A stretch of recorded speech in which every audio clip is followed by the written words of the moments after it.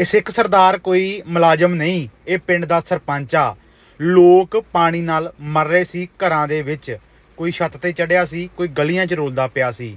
ਇਹ ਬਾਈ ਨੇ ਬਾਬਾ ਦੀਪ ਸਿੰਘ ਸੇਵਾਦਾਲ ਦੀ ਨਾਲ ਅਪਰੋਚ ਕਰਕੇ ਕਿਸ਼ਤੀ ਲੈ ਕੇ ਆਇਆ। ਜਦੋਂ ਕਿਸ਼ਤੀ ਪਾਣੀ ਦੇ ਵਿੱਚ ਫਸ ਗਈ ਤਾਂ ਵੀਰ ਨੇ ਆਪਣੀ ਜਾਨ ਦੀ ਬਾਜੀ ਲਗਾ ਰਾਹ 'ਚ ਲੈ ਕੇ ਆਏ। ਇਹ ਵੀਰ ਦਿਨ ਰਾਤ ਇੱਕ ਕਰਤੀ ਆਪਣੇ ਪਿੰਡ ਦੇ ਲੋਕਾਂ ਨੂੰ ਬਚਾਉਣ ਲਈ। ਦੀਨਾਨਗਰ ਦੇ ਇੱਕ ਪਿੰਡ ਦਾ ਸਰਪੰਚ ਆ ਬਾਈ, ਸ਼ਲਾਘਾ ਜੋ ਕੰਮ ਆ ਕਿ ਆਪਣੀ ਜਾਨ ਦੀ ਬਾਜੀ ਲਗਾ ਲੋਕਾਂ ਨੂੰ ਬਚਾਉਣ ਵਾਲਾ ਕੋਈ ਸਰਪੰਚ ਹੋ ਸਕਦਾ। ਇਹੋ ਜਿਹੇ ਸਰਪੰਚ ਘਰ ਘਰ ਜੰਮਣੇ ਚਾਹੀਦੇ ਆ। ਮਾਣ ਆ ਸਾਨੂੰ ਸਿੱਖ ਸਰਦਾਰ ਤੇ।